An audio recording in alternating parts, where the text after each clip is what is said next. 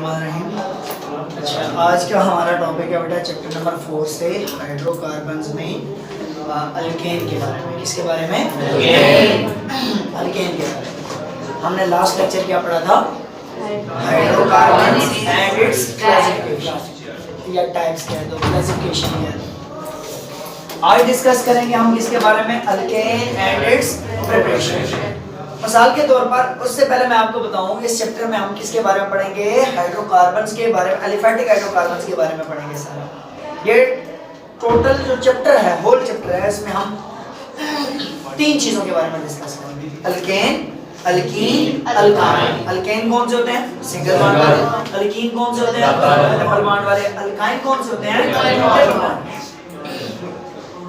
Alkane हो, alkyne हो या अल्काइन हो, उसकी 5 से 6 प्रॉपर्टीज हम पढ़ेंगे। 5 से 6 चीजों को डिस्कस करेंगे इस चैप्टर में, हर चीज के बारे में। जैसा कि उसका इंट्रोडक्शन क्या है, उसकी केमिकल, उसकी प्रिपरेशन कैसे, उसको प्रिपेयर कैसे किया जाएगा, वो कहाँ मौजूद होता है, उसकी अकरेंस क्या है, फिर उसकी फिजिकल केमिकल प्रॉपर्टीज जो है, केमिकल रिएक्शंस क्या है, फिर उसका यूजेस वगैरह के बारे में पढ़ेंगे। इन चीजों के बारे में पढ़ेंगे। इंट्रोडक्शन क्या है, प्रिपरेशन क्या है, अकरेंस कैसे है, फिजिकल प्रॉपर्टीज उसकी क्या है, केमिकल रिएक्शंस क्या है और यूजेस क्या है।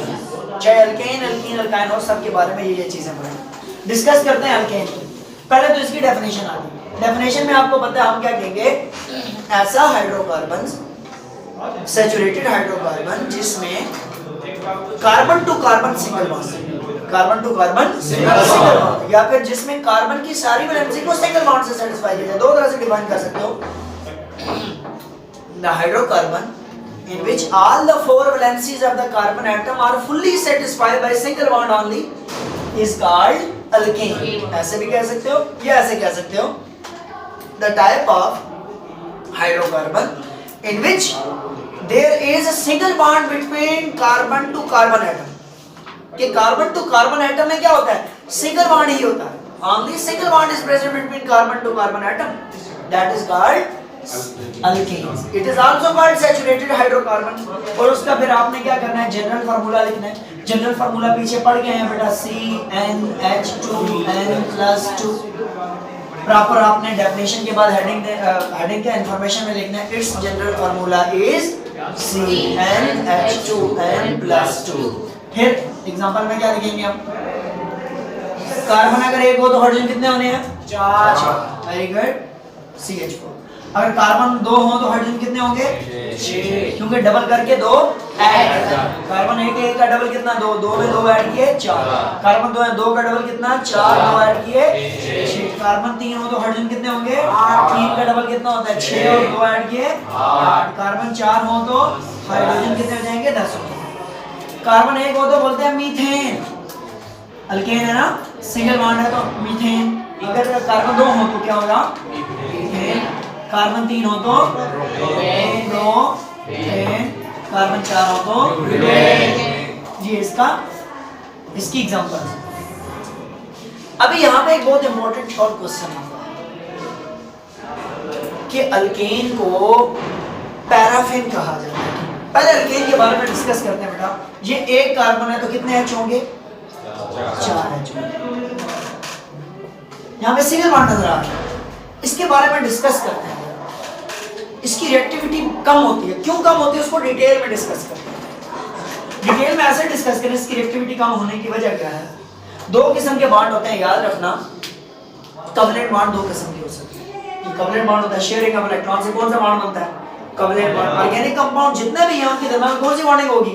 Covalent bond. कवलेंट बॉन्ड कौन सी होती है? जिसमें इलेक्ट्रॉन क्या होंगे? शेयर होंगे।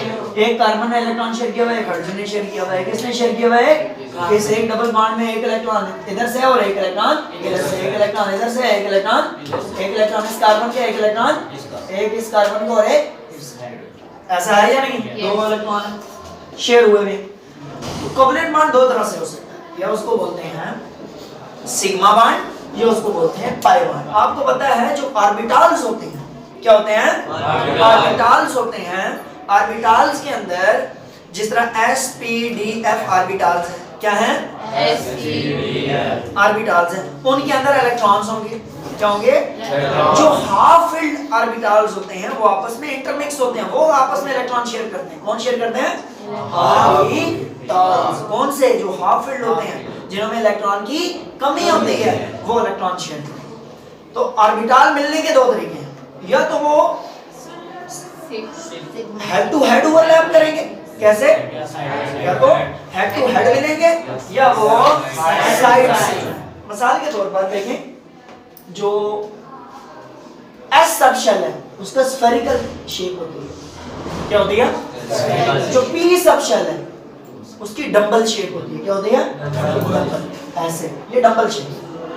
मुझे बताओ, एक ये ऑर्बिटल है पी, एक और पी ऑर्बिटल लाओगे इधर, तो ये कैसे इंटरमिक्स हुआ? Head to head. इसको भी इंटरमिक्स करो तो ये भी कैसे इंटरमिक्स होगा? Head to head.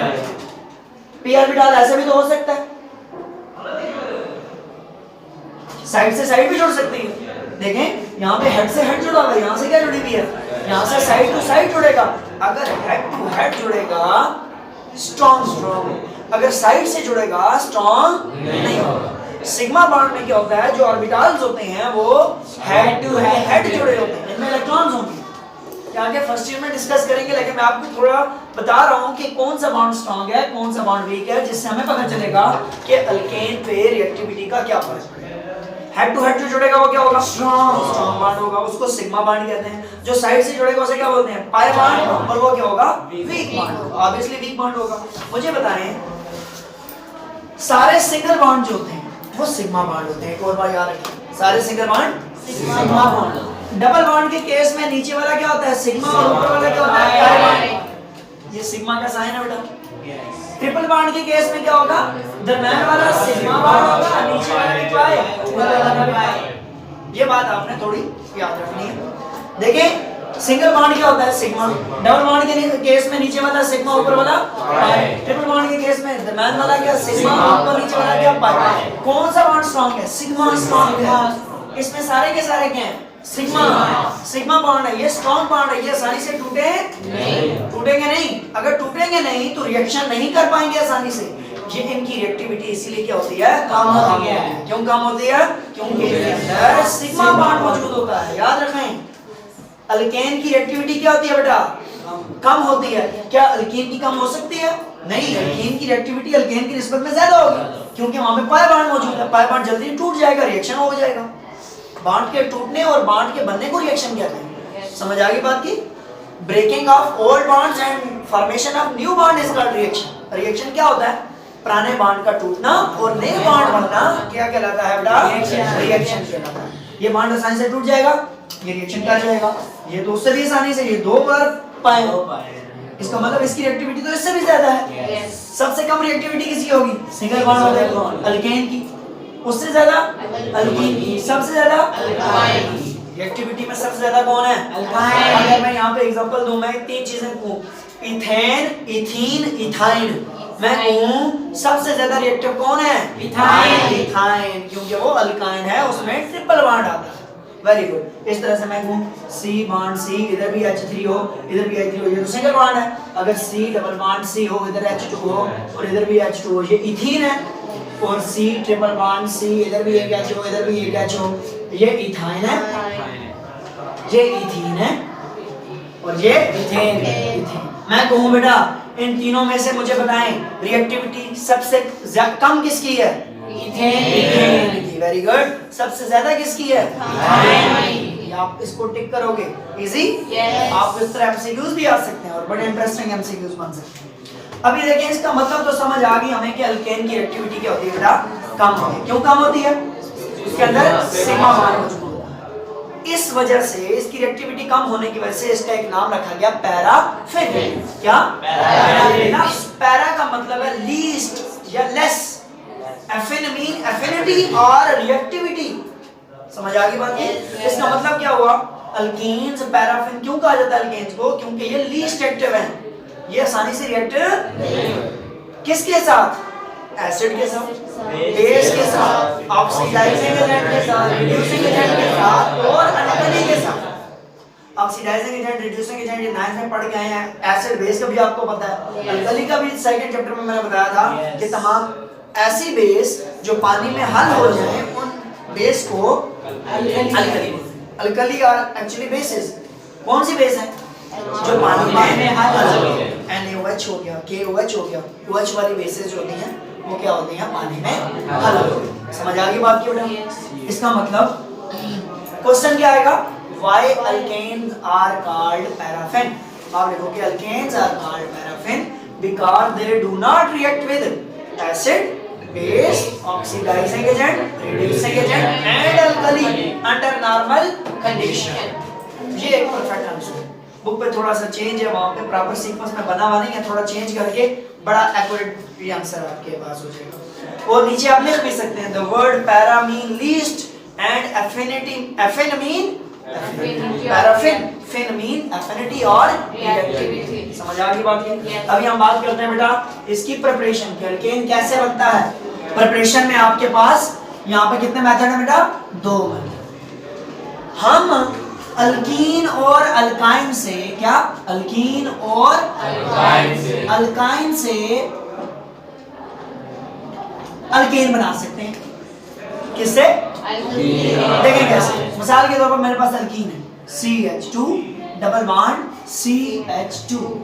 मेरे पास ये अल्कीन है, डबल बॉन्ड है ना, इसको सिंगल बॉन्ड में कन्वर्ट करेंगे तो क्या बन जाएगा? अल्केन। ऐसा है या नहीं है? सिंगल बॉन्ड के लिए क्या होगा? अल्केन हो जाएगा। तो मैं इसको रिएक्ट करता हूं किसके साथ? हाइड्रोजन के साथ। वैसे मैंने आपको बताया, याद रखें ये रिएक्शन किसी कैटलिस्ट की मौजूदगी में होगी। किसकी मौजूदगी में? और यहाँ पे हम निकल कैटलिस्ट इस्तेमाल करते हैं, तो उसके लिए कंडीशन क्या चाहिए?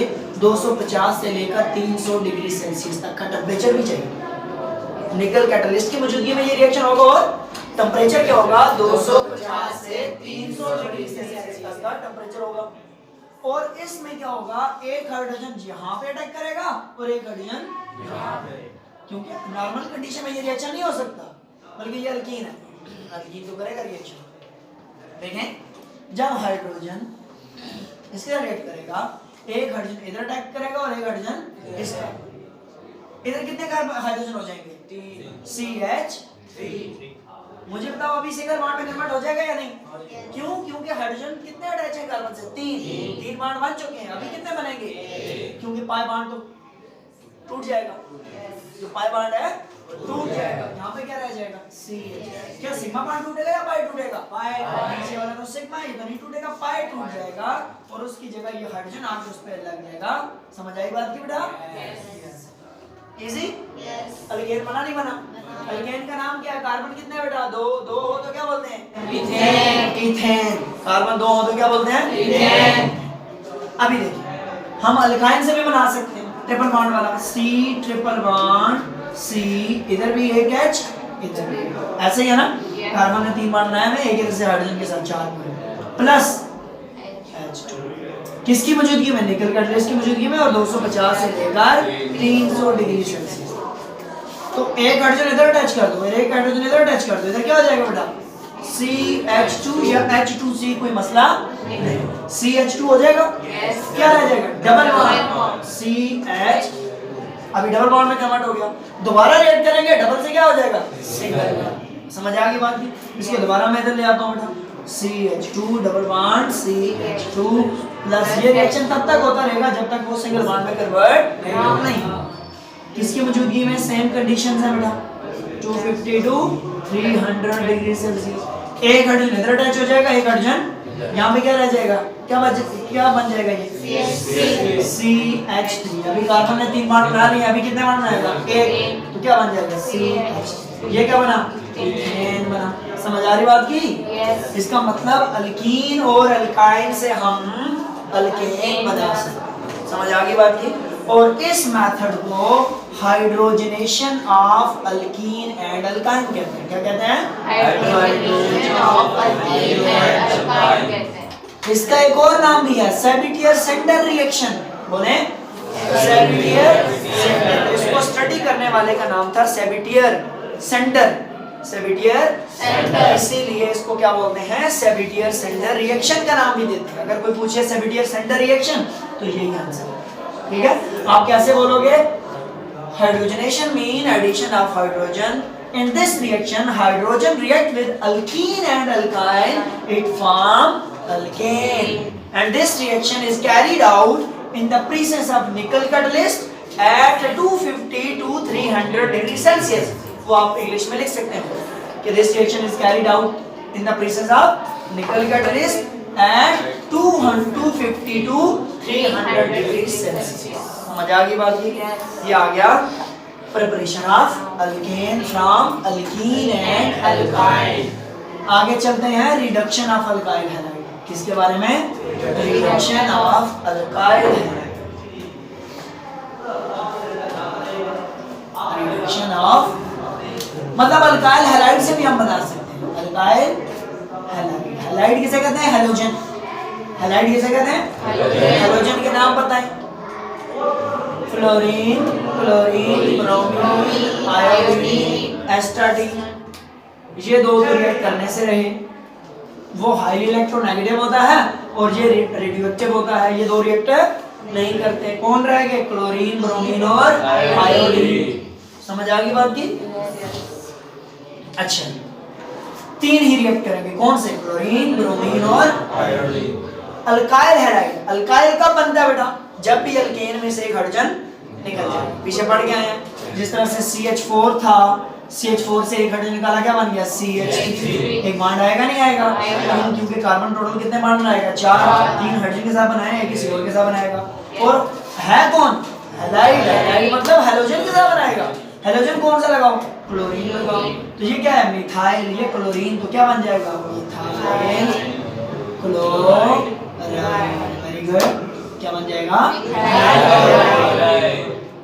अगर मैं CH3 आगे ब्रोमीन लगा दूं तो मिथाइल ब्रोमाइड। क्या बन जाएगा? ब्रोमाइड। अगर आयोडीन लगा दूं मिथाइल आयोडाइड। इसी तरह इथाइल आयोडाइड भी हो सकता है, प्रोपाइल आयोडाइड भी हो सकता है। समझ आ रही बात की बेटा? जो भी हैलोजन आगे लगेगा अल्काइल ग्रुप के साथ वो क्या कहलाएगा? उसी का हैलाइड कहलाएगा। Methyl chloride, methyl bromide. ठीक है? अच्छा, अगर हम अल्काइल हैलाइड लें तो उससे भी कैसे कन्वर्ट कर सकते हैं? ये है CH4 बॉन्ड Cl। इससे मैं अल्केन बनाना चाहता हूँ। अल्केन के लिए हाइड्रोजन यहाँ पे कितने होने चाहिए? 4। CH4 होना चाहिए ना। ये तो अल्काइल हैलाइड हैलोजन है। अल्केन में से एक हाइड्रोजन निकाल दो और साथ हैलोजन लगा दो तो क्या बन जाता है? Alkyl halide. क्या बन जाता है? Alkyl halide. पहले होते क्या ये समझ आनी चाहिए। ये अल्काइल ग्रुप में जब भी हैलोजन ऐड करोगे तो क्या बनेगा? Alkyl halide. अगर क्वेश्चन आ जाओ how alkyl halide are formed, alkyl halide कैसे बनते हैं? आप कहोगे alkyl halide are formed when alkyl group is attached with halogen. जब भी अल्काइल ग्रुप को हैलोजन से अटैच करोगे तो क्या बनेगा? अल्काइल हैलाइड बनेगा। एक अल्काइल हैलाइड हमने ले लिया, ले लिया। प्लस मुझे बताएं अगर मैं इसको मॉलिक्यूलर हाइड्रोजन से रिएक्ट नहीं कर सकता, इसको मैं नेसेंट हाइड्रोजन से रिएक्ट करूं। अभी दो किस्म के हाइड्रोजन होते हैं, मॉलिक्यूलर और नेसेंट। बोले H2 मॉलिक्यूलर कहलाता है। क्या कहलाता है? मॉलिक्यूलर। इसके अंदर बॉन्ड है, ये ज्यादा मजबूत है। और 2 into ब्रैकेट H, ये क्या है? नेसेंट। अगर रिएक्टिविटी की बात की जाए, ये प्रॉपर बॉन्ड बना रहा है स्ट्रॉन्ग और ये बॉन्ड नहीं बना रहा है, तो ये स्ट्रॉन्ग हुआ, ये वीक हुआ। ये जल्दी रिएक्ट करेगा, ये जल्दी रिएक्ट करेगा, ये जल्दी रिएक्ट करेगा। वहां पे था अल्कीन, वहां पे क्या था? इससे पहले हाइड्रोजनेशन में हमने हाइड्रोजन को किससे रिएक्ट कराया था? अल्कीन। अल्कीन के अंदर डबल बॉन्ड मौजूद था नहीं था? डबल बॉन्ड में पाई बॉन्ड था नहीं था? पाई बॉन्ड की रिएक्टिविटी ज्यादा होती है, वो जल्दी रिएक्ट कर गया था। वो मॉलिक्यूलर हो या नेसेंट हो, वो रिएक्ट कर जाएगा। यहाँ पे अगर मॉलिक्यूलर रखा, अगर ये सारे सिंगल बॉन्ड वाले हैं, वो आप पहले से सिंगल बॉन्ड वाले हैं, वो उनकी रिएक्टिविटी क्या है? कम है। रिएक्टिविटी कम होने की वजह से वो मॉलिक्यूलर हाइड्रोजन के साथ रिएक्ट नॉर्मल कंडीशन में नहीं कर, उसके लिए कंडीशन चाहिए, बड़ी एक्सपेंसिव हो जाती है। इसीलिए हम किससे रिएक्ट करवाते हैं? Nascent hydrogen. यहाँ पे सिंगल बॉन्ड की मौजूदगी की वजह से हम इसको किससे रिएक्ट करवाते हैं? नेसेंट। ये फर्क है। ये ना कि सोचेंगे हाइड्रोजन इधर पीछे 2 क्यों लिख लिया, इधर आगे 2 क्यों लिख लिया, ये मॉलिक्यूलर हुआ, ये नेसेंट। रिएक्टिविटी किसकी ज्यादा होती है? नेसेंट की। कम किसकी होती है? इसकी। इसको हम अल्कीन से रिएक्ट करवा सकते हैं क्योंकि वहां पे डबल बॉन्ड होता है, उसकी रिएक्टिविटी ज्यादा होती है, इसकी कम, तो फिर भी रिएक्शन हो जाएगा। यहाँ पे इसकी भी कम होती है, अगर इसको लगा तो इसकी भी कम होती है, दोनों की कम होती है रिएक्टिविटी, तो दोनों रिएक्ट नहीं कर पाएंगे, उसके लिए स्पेसिफिक कंडीशन रिक्वायर होगी फिर उसको रिएक्ट करवाने के। तो फिर रिएक्ट करवाने के लिए क्या चुनूं मैं? आसान मेरे लिए क्या है, इससे रिएक्ट करवाऊं या इससे रिएक्ट करवाऊं?